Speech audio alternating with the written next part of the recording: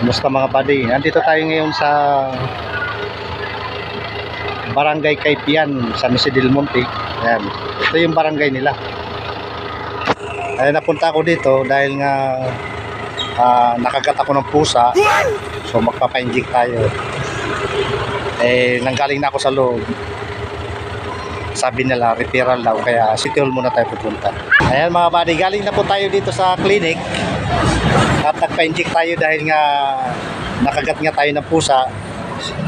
Yung aking paa, nagtaka ako bakit sumakit, dahil lang siguro doon. Kaya nagpa-inject ako.